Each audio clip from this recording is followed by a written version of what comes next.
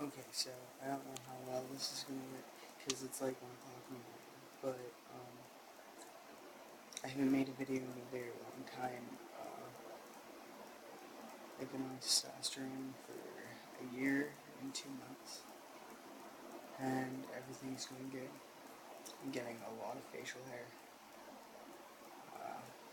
Voice hasn't really changed since 8 months, I'd say, and yeah, everything's good.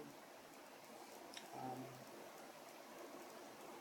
I have a lot of new friends who just got on TV and are asking questions and everything about the nasal spray, their testosterone changes, everything to do with gender change on your identification, name changes and everything. I actually just went and got my gender changed on my health card, which was a lot easier than I thought it would be. I literally just got a letter from my endocrinologist pretty much saying that he agrees with the change and he thinks it is definitely necessary for it to happen. I took that in with my health card that I have now, my birth certificate that I have now, and my SIM card, and the letter, of course. I think I already said that though. And gave that all to them, filled out a form, gave it back to them. They took a new picture, and I'll get my new health card in probably a week from now, and it'll say mail on it, and then that cost me nothing. Thank God for Canadian citizens.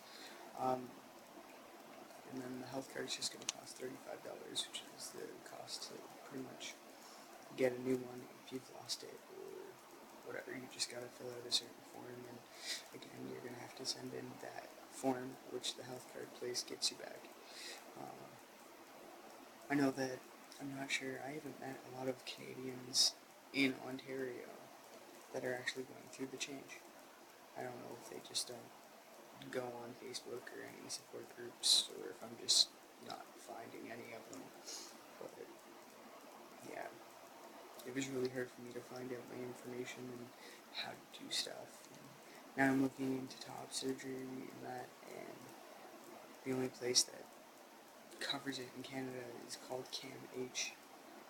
And I sent into that. They gave me this thing back that I had to fill out. It was really busy, and I ended up misplacing it. Never ended up handing it in, and apparently you have a deadline to hand it in. So I got screwed with that, and then they said they'll do it again, but they haven't sent me anything. Call again and see if they'll send it and do it all again. But then again, that's 1 year's waiting list just to see if they'll see you, to see if you qualify for them to fund your surgery. You have to do many different steps to be able to have them fund your surgery. They need to know that you've been living as the gender you're now going by for a while. They need to know who's going to take care of you after surgery, who's going to take you there to get the surgery, how they're going to be able to take care of you. They also need to know that you're changing your name if that's what you're doing, and changing your gender, and you have to have that all done before you can even be considered, to have them fund it. So I don't know if it's worth it, because I've heard there's a lot of holes you gotta jump through, a lot of things you gotta do.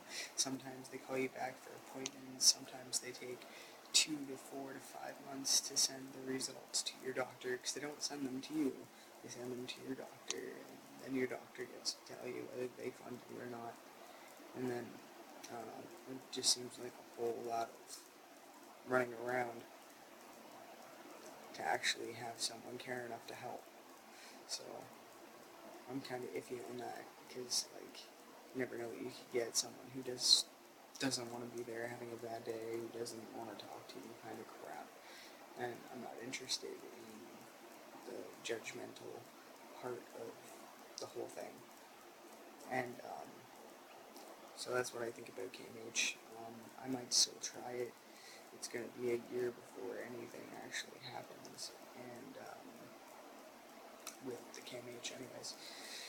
And I've been looking at surgeons, and I've heard a lot of bad stuff about Dr. Jerome in Florida, and how a lot of his patients seem that he actually does not care about the people he's performing his surgeries on, but that he is just in it for the money, because he does like 7 a day, and you can imagine, a half an hour each surgery, really concentrating, making sure everything's right. He's going to get tired, he might make mistakes. I've heard of a lot of guys wanting revisions, and revisions aren't covered in his pricing, so you have to pay more or pay the exact same amount you just paid to get top surgery for him to go in and actually do it all over again. So I don't know, because everybody's like, oh yeah, Dr. Jerome, he's the best, but I've heard so many bad things.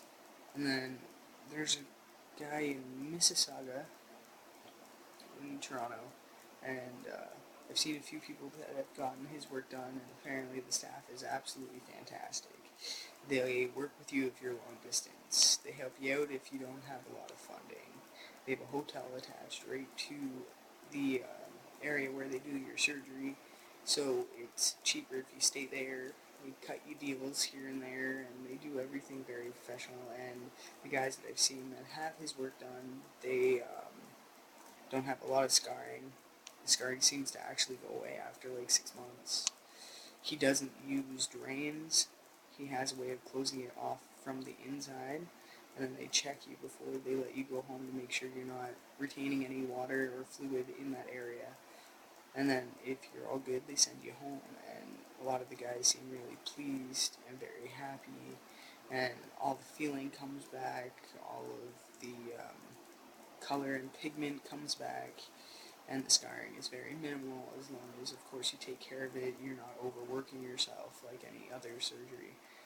But it's probably the best scarring I've seen from the double incision and nipple grafts. So he's definitely a possibility. Again, I gotta see what I can do, because it's $7,000, and right now I'm completely and totally shot, because in June I will be getting married to the most beautiful and most amazing woman I have ever met in my entire lifetime, and it's running us to the ground, planning a steak and dough, planning the wedding, getting the hall, getting the decorations, getting her dress, getting the rings, and I can go on and on and on and on and on. But if it wasn't for her mom, none of this would be happening whatsoever. And then there's all of her family's going. She has like 200 people on her list that want to go, but we can only invite 120 people, because it's $17 a person to feed them at this stinking hall.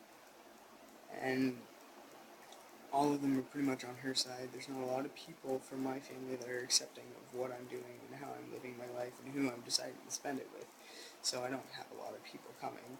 So that's kind of emotionally hard. And then not a lot of people are coming to the steak and dough that I personally have, like a family connection to. So that's hard too, because I gotta be around a bunch of people celebrating how my beautiful fiance is gonna spend the rest of her life, and my family's at home wishing that, I was someone else. So I'm trying to do that, and then there's a lot of stress going on, because I know that my soon-to-be wife really wants to have babies, and obviously in our situation, it's impossible unless you have $10,000 to do in vitro, and that's been that's a lot of money, and it's very hard to come by. So we're doing what we can to try and raise funds for that, and raise funds so I can try and get something towards the top surgery. So I'm going to post a link down below, and hopefully you guys will check it out.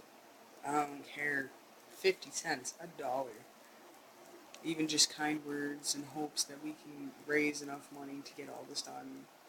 And honestly, I don't really care about the top surgery. I just want my beautiful wife's dreams to be heard, because I know she wants babies.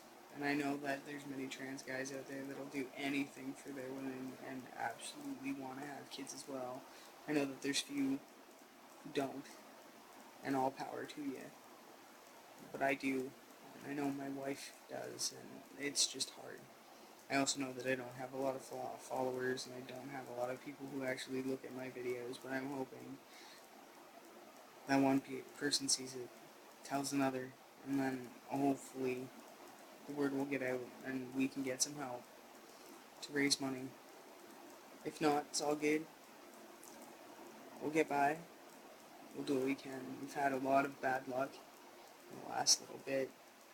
We had a break-in, stole $3,200, put us really far down in the hole. We were behind on rent, we were behind on bills.